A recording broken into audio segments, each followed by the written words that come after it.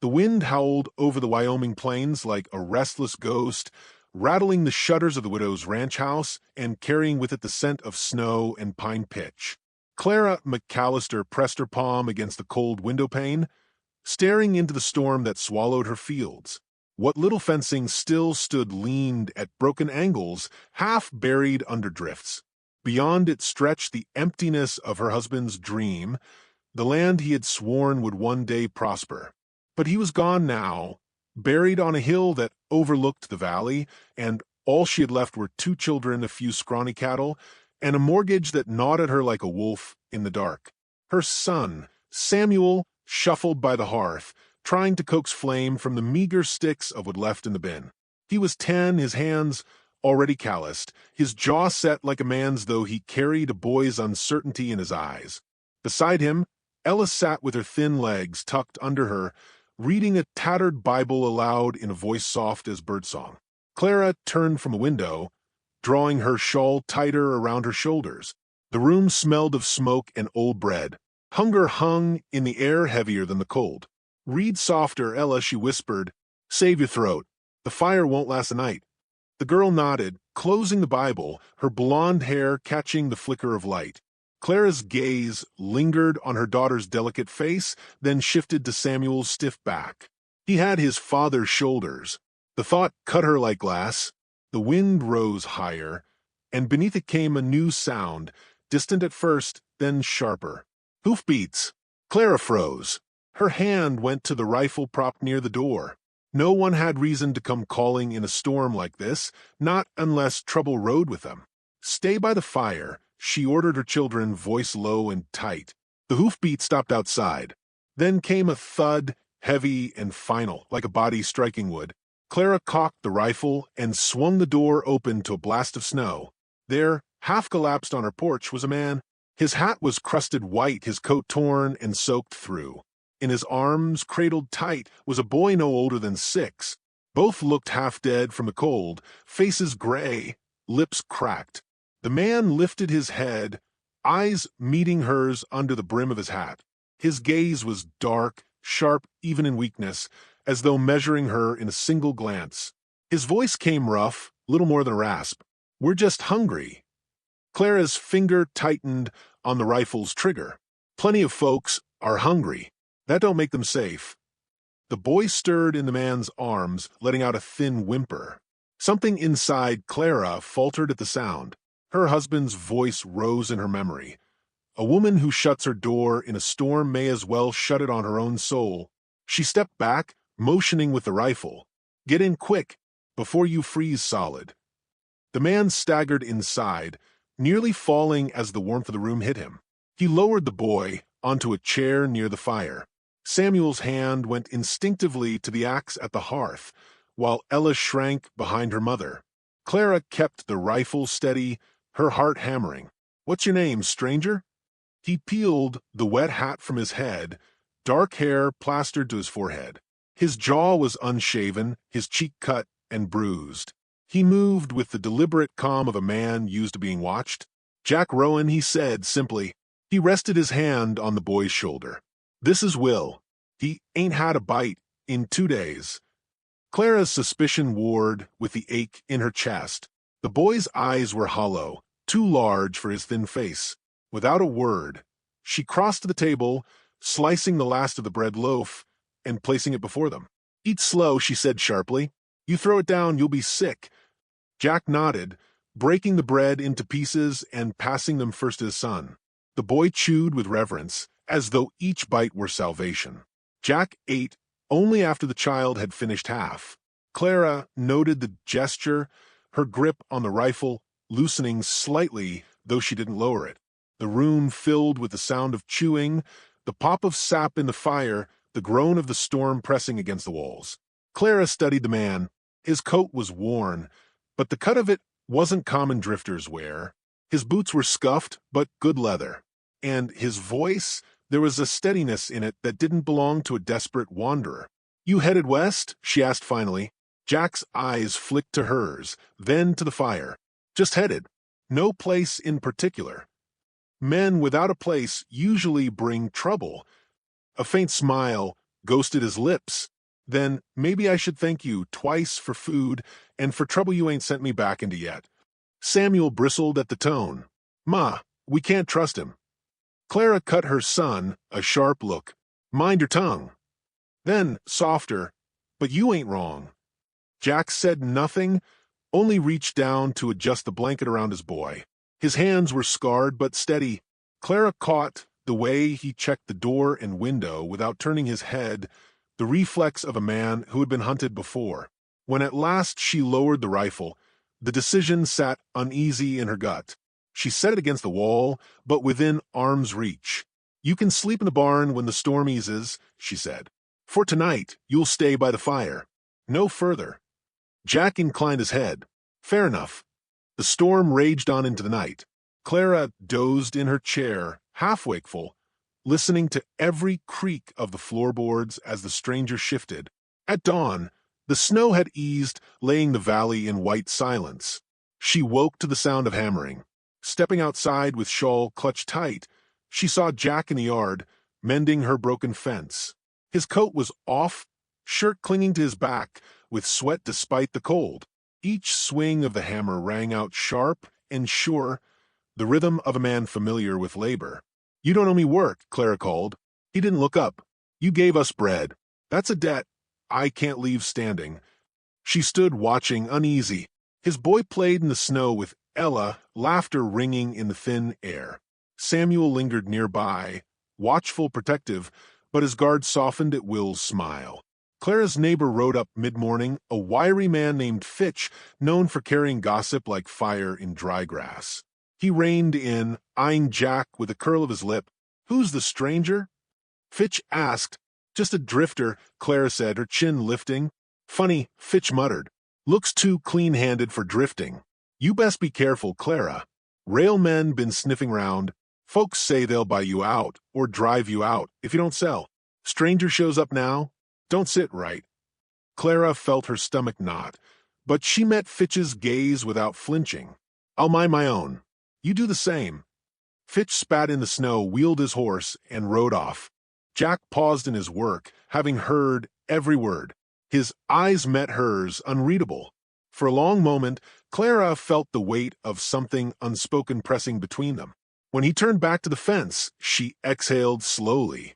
The storm had passed, but she sensed another building, quiet, relentless, and aimed straight at her land.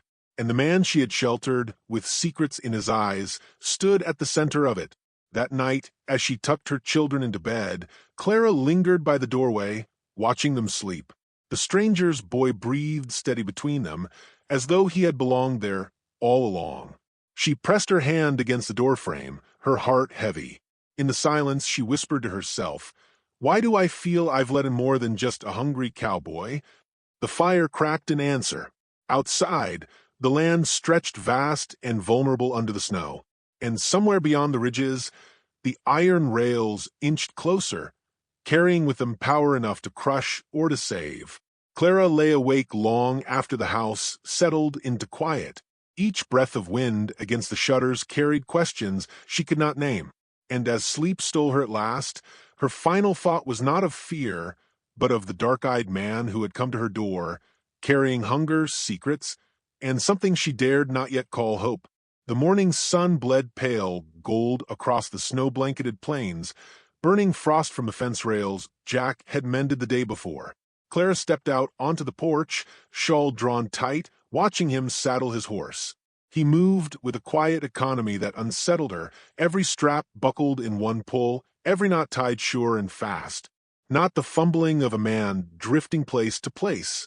No, he carried himself like someone who'd known discipline, structure, command.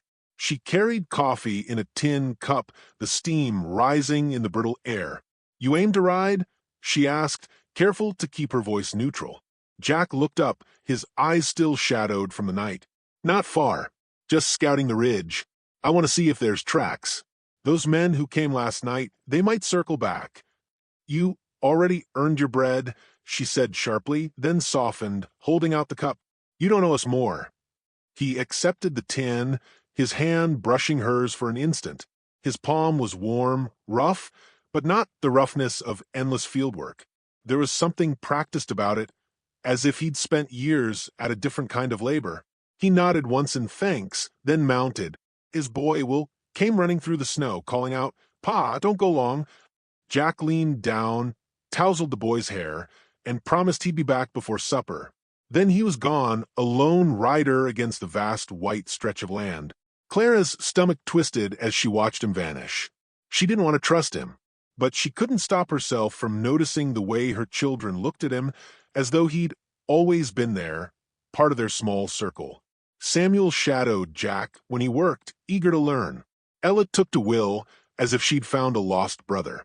They had been alone so long that even a stranger's presence softened something in the house. But that softness could cost them dearly. She knew it in her bones. The storm had passed, yet trouble came quick on its heels. 2 days later, Clara was gathering kindling near the barn when she saw dust rising on the southern trail. 4 riders. Their coats were long, their hats pulled low. Men without names, but with purpose, the kind that stank of danger. She dropped the wood and hurried inside. Samuel, bolt the back door. Ella, keep your brother's boy quiet. She seized the rifle from the wall. Her heart hammered, but her hands were steady. She defended this house before. She'd do it again. The men rode up slow, deliberate, their horses stamping frost into the dirt. One, a broad man with a scar like a crooked river across his cheek, swung down and rapped on the porch post. His grin was missing teeth, his eyes sharp as ice. "Morning, widow," he drawled. "Fine little place you've got.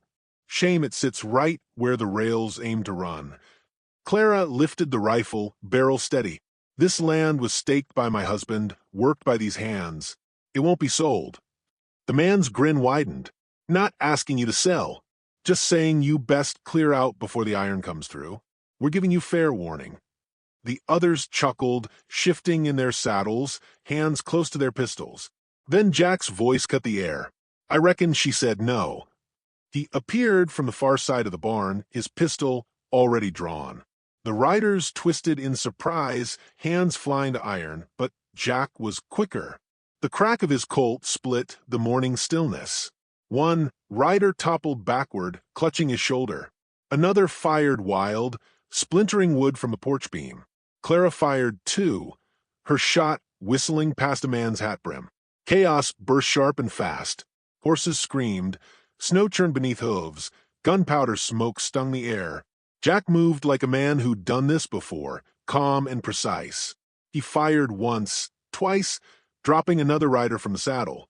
The scar-faced leader cursed, dragging his wounded man up and signaling retreat.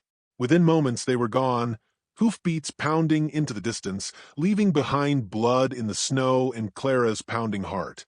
She lowered the rifle, chest-heaving. Jack holstered his gun and glanced her way, unreadable. Samuel peeked from the window, eyes wide as saucers. Ella clutched Will in a terrified hug. Clara stepped forward, voice low and fierce. "That wasn't the first time you've done that." Jack met her gaze, unflinching. "No, it wasn't." She wanted to demand answers then and there, but Will came running, clinging to his father's leg, and her children pressed close to her. The questions would wait. Survival came first. The days that followed bound them tighter, whether Clara willed it or not. Jack mended the barn door. The bullets had split. He helped Samuel lay new fence rails. At night, by the fire, he told Will stories of rivers and mountains, the boys' laughter softening the edges of the house's silence. Ella listened wide-eyed. Samuel pretending not to care, while leaning closer than he admitted. Clara watched, wary. Jack never spoke much of himself. He skirted questions, gave half-truths, but he carried himself like a man used to being obeyed, and that stirred unease in her. Still, she couldn't deny the steadiness he brought. For the first time since her husband's death, Clara slept without the constant fear of waking to find everything stolen. But unease gnawed at her when she rode into town one morning with Jack at her side. The townsfolk stared, whispers trailing them like dust. Old Mrs. Kettle by the mercantile muttered, "That ain't no drifter." A pair of cowhands gave Jack long, suspicious looks, and outside the general store, a man in a fine wool coat and bowler hat stepped into their path. He was slick, sharp-eyed, the kind who never got mud on his boots no matter the street. He tipped his hat to Clara, but his gaze lingered on Jack with a predator's interest. "Well now," the man said smoothly. "Didn't expect to see you out here." Clara glanced sharply at Jack, but his face was a mask. "You've mistaken me," he said. The man's smile curved. "Oh no, I don't mistake. Not a face like yours. I'll be sure to let Mr. Rowan know his prodigal's playing house with the widow McAllister." Clara's stomach dropped. The man tipped his hat again and walked off, leaving silence in his wake. Jack's jaw tightened. "We should head back." Clara didn't move. What did he mean? Mr. Rowan? Prodigal? "Not here," Jack muttered low and hard. He touched her arm, urging her toward the horses. She yanked away, but followed, fury boiling beneath her ribs. Back at the ranch with the children outside gathering firewood, she cornered him by the hearth. "Tell me the truth. Now." Jack stared into the fire, then met her eyes. "My name is Jack Rowan. I wasn't lying about that. But I didn't tell you all of it. My father owns the railroad company pushing west. He sent me out here to assess, see whose land we'd need, who'd stand, who'd break." Clara's throat tightened. "So you came to spy on me?" "No," Jack said quickly. "Not you. I walked away from his empire years ago. I wanted nothing of it. The killing, the greed, it eats men whole. I swore I was done. But you're here," she snapped, "and you brought it to my door." His shoulders sagged, a weight settling over him. "I never meant to. But men like those riders? They'll follow the rails like wolves follow blood, with or without me." She wanted to throw him out, to tell him never to darken her door again. But outside, she heard Will laughing with Ella, the sound bright and full. She saw Samuel hauling wood with a stubborn pride Jack had fanned, and she remembered the precision of Jack's pistol when the gang had come. Her anger tangled with something else, something softer, more dangerous. That night, when she thought he slept, she searched his saddlebags. Among spare cartridges and a whetstone, she found folded papers, maps, detailed, inked with surveyor's lines. And there, bold as gospel, a route cut straight through her ranch. Her breath caught. Her hands shook as she held the evidence of betrayal. The man she'd sheltered wasn't running from rails. He was tied to them by blood and power. She tucked the maps back before dawn, but sleep never returned. When the sun rose, Clara sat at the table, staring into her coffee, heart a storm of anger, fear, and something she hated herself for, hope. The stranger she had let in carried more than hunger. He carried the power to save her or to ruin her, and she could no longer pretend she didn't care which choice he would make. The night was heavy, the kind of silence that settles when even the coyotes don't dare cry. Clara sat at the table, the lamp's glow throwing her shadow long against the wall. The map she'd found in Jack's saddlebag still burned in her thoughts. The line cut through her ranch with ruthless certainty, a black scar drawn across everything her husband had built. She traced it in her mind again and again, each time her hand clenching tighter around the coffee cup until her knuckles whitened. Jack stirred from the corner, where he had been pretending to sleep. "You're awake." "So are you." Her voice was flat, sharp. She didn't look at him. "Tell me, Jack, how long before your father's men come to take this land? A week? A month? Or did you plan to hand it to them yourself?" He rose slowly, like a man facing a firing squad. "Clara, listen to me. I never came to steal from you." "Then why the maps?" "I carried them because I needed to know what I was walking away from. My father sent me to oversee the expansion, but I couldn't. Not anymore. I rode west to find something else, something that wasn't steel and greed. And then I found her door." Her gaze snapped up, fire in her eyes. "Found or chose. You let my children break bread with yours. You let me believe you were just a man down on his luck, all the while knowing what those rails would mean." His voice tightened. "I didn't lie about the hunger. Will and we've been running. My father's reach doesn't forgive disobedience. He'd take my boy to raise him in that empire if he could. I'd rather die first." Clara wanted to spit her fury, to cast him out into the cold, but something in his eyes stopped her. Fear, yes, but more than that, defiance. The kind of defiance she knew, the kind that kept her from selling her land, even when it meant hunger and danger. For a heartbeat, she saw herself reflected in him. Then hoofbeats shattered the night. Clara leapt up, heart hammering.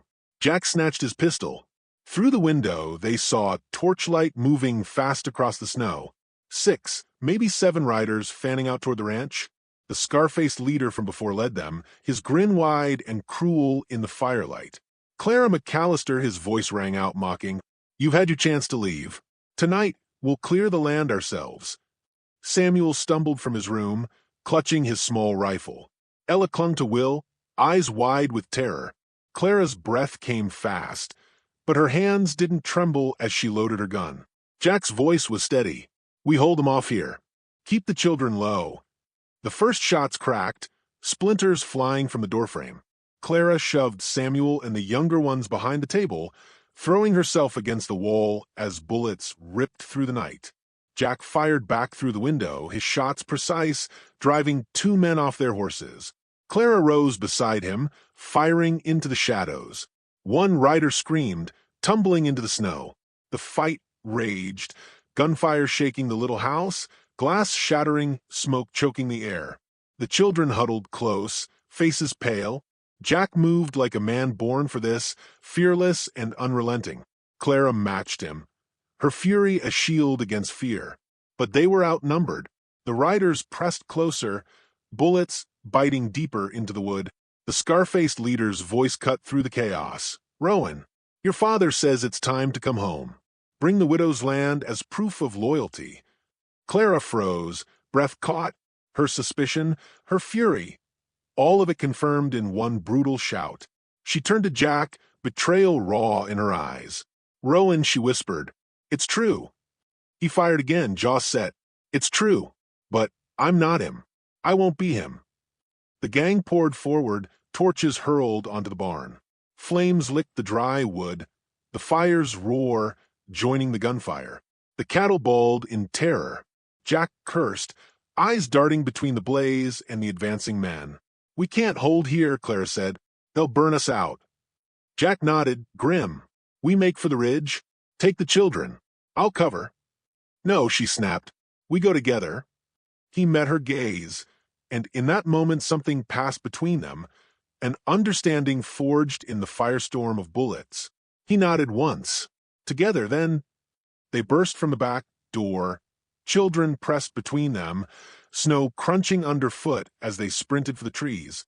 Bullets hissed past, one snapping a branch inches above Ella's head. Samuel fired back wildly, his boyish hands steadying as he did what a man would do. Jack spun, shooting down a rider who charged too close. The flames behind them lit the night, a beacon of destruction. Clara's lungs burned, her legs ached, but she pushed on, clutching Ella's hand, whispering prayers under her breath. Will stumbled, and Jack scooped him up without slowing, his strength unbroken despite the weight. At last they reached the cover of the ridge, breath ragged, bodies trembling. They collapsed among the rocks, the children huddled close, eyes wide with terror. The riders circled below, their torches flickering, but the darkness hid the family. For a long moment, only the fire's crackle and the distant shouts carried through the night. Then silence, broken only by Clara's ragged sob. Her home, everything she'd fought to keep, was burning. Jack sat beside her, face drawn. I'm sorry, he said quietly. Her voice broke, raw and bitter. Sorry won't bring it back. You brought this here. I know. His eyes shone in the firelight, haunted. But I can end it. My father's men won't stop. Not until they own everything. Unless someone stands against him. She turned on him, fury rising. And you think you're the one to stop it? The son of the man who started it all? His jaw tightened. I think I have to try. He reached into his coat and pulled out the documents she'd found before, the deed, the maps. He held them over the firelight, the paper catching a faint glow. This is what they want. Proof the land's theirs. If I give it to them, you lose everything. If I destroy it. Clara's breath caught, The choice lay before him, heavy and irrevocable. Jack looked at her, voice low. You saved me and my boy when you had every reason not to. Let me save you now. The flames leapt as the papers caught, curling black in his hand before he flung them into the fire. They burned quick, sparks rising into the night sky. Clara stared, stunned. You just signed your death, she whispered. He nodded. Better mine than yours. The children pressed close, and for a moment in the glow of destruction, Clara saw not betrayal but sacrifice. The drifter she'd let in wasn't her enemy. He was a man caught between blood and choice, and he had chosen them. Morning came gray and cold. The barn was ashes, the house blackened and broken, but the family lived. And in that survival, something new had taken root. Clara stood on the ridge, looking over the land scarred by fire. Jack came beside her, Will perched sleepy on his hip. This land isn't safe, he said. No, she agreed. But it's mine, and I'll fight for it, with or without you. His gaze lingered, steady. With me, if you'll have it. I can't give you riches, Clara. I can't give you peace. But I can give you my gun, my hands, and my word that I'll never let them take it while I stand. She looked at him long and searching. The man who had come to her door starving and broken now stood as something more, something she hadn't dared hope for. You gave me reason not to trust you, she said softly. But you also gave me reason to hope. I reckon that's worth more than all the iron your father can lay. Jack's shoulders eased, the weight of years lifting. He reached down, taking her hand calloused against calloused. The children laughed behind them, their voices bright in the cold air. The land lay battered, but it was still theirs.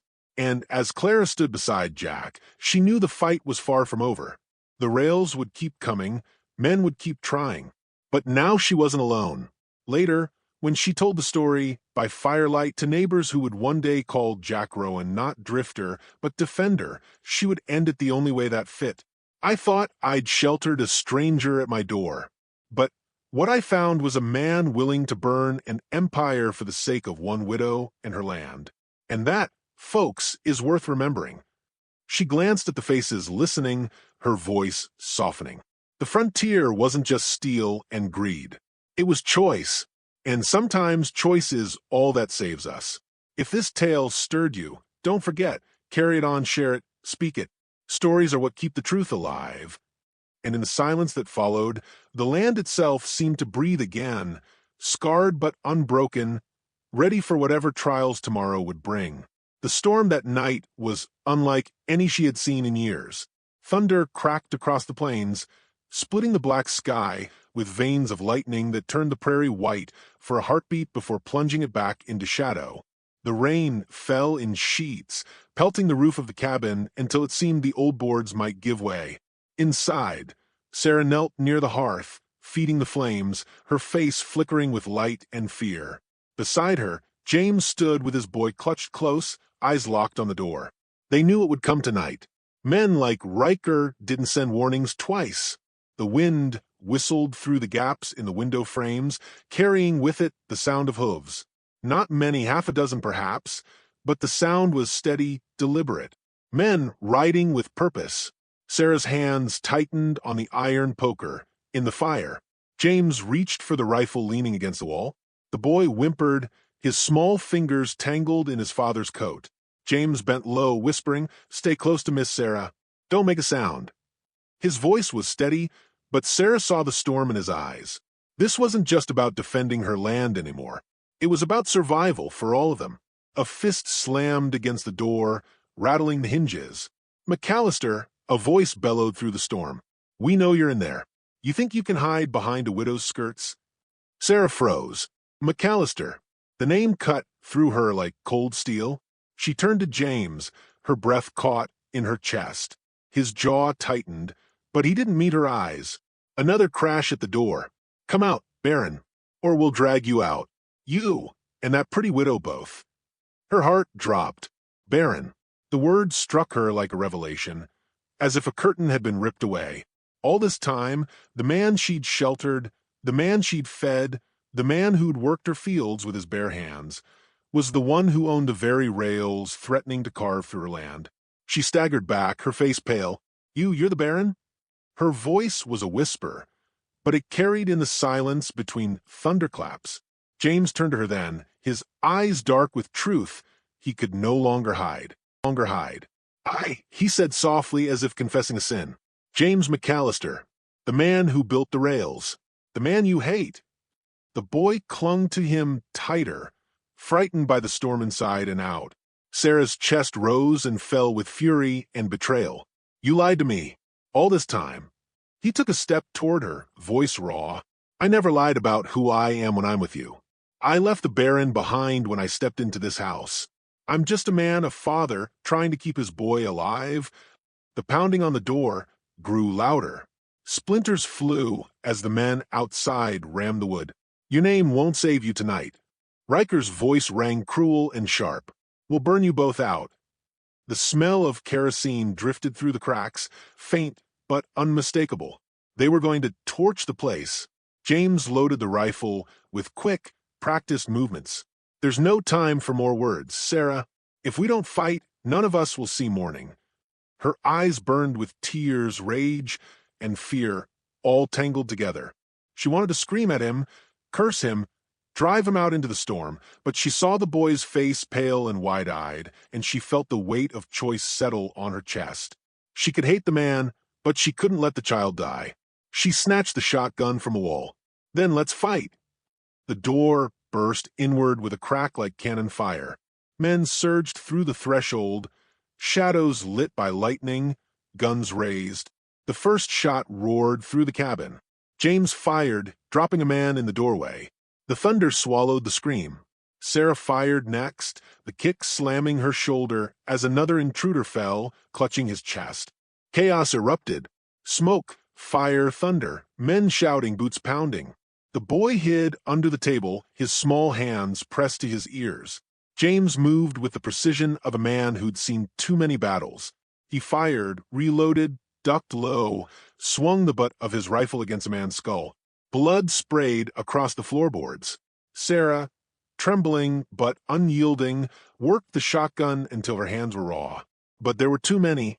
Riker's men filled the cabin like a flood, and with every shot, every strike, the walls shook with violence. Sarah stumbled, nearly falling over the table where the boy cowered. A hand seized her hair, yanking her back. She cried out, twisting, the shotgun slipping from her grasp. James roared, crossing the room in 3 strides. His rifle cracked against the man's jaw, sending teeth flying. He shoved Sarah behind him, standing between her and the danger. But as he raised the rifle again, Riker stepped into the doorway. He wasn't like the others. He carried himself with the smug assurance of a man who believed he had already won. Lightning flashed behind him, turning his silhouette into a specter. In his hand gleamed a pistol, polished and deadly. Baron McAllister, Riker drawled, his voice cutting through the din, the mighty railroad king, hiding in a widow's hovel. How far you've fallen. James leveled his rifle. One more step, Riker, and you'll fall farther. Riker's smile twisted. You can't shoot me fast enough. And even if you did, my men will gut you before your boy takes his next breath. His eyes flicked to Sarah. And the widow? Well, she'll beg for mercy before I'm through. The word sent fire through Sarah's veins. She grabbed the fallen shotgun, teeth clenched, fury overriding fear. But James placed a hand on her arm, steadying her. His eyes never left Riker. You want me? James said, voice low. Then take me. Leave them. Riker laughed, the sound cruel. A noble offer, Baron, but I don't leave loose ends. His finger tightened on the trigger.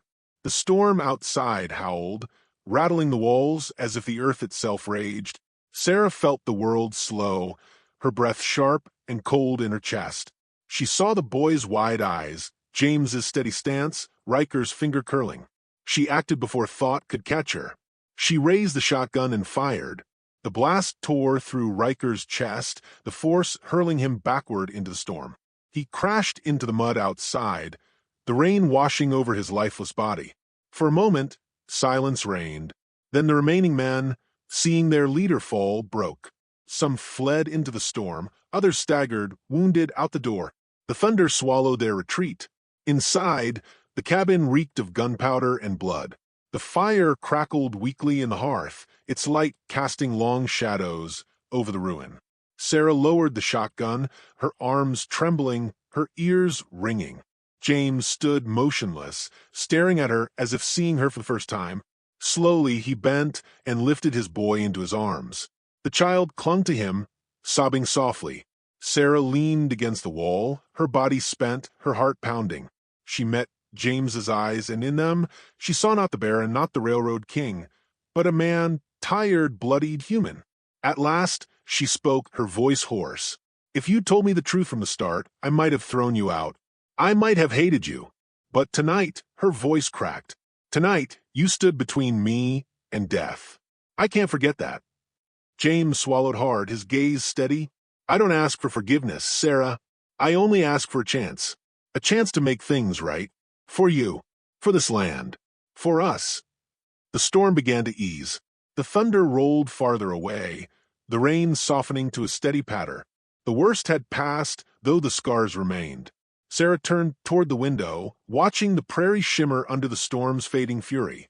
She thought of the men who had died tonight, of the blood soaking her floor, of the truth she'd uncovered.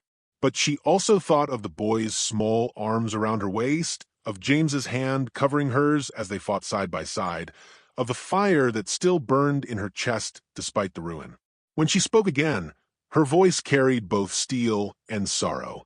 "Then you'd best start proving it, Baron. Because I won't lose this land, not to Riker, not to you, not to any man."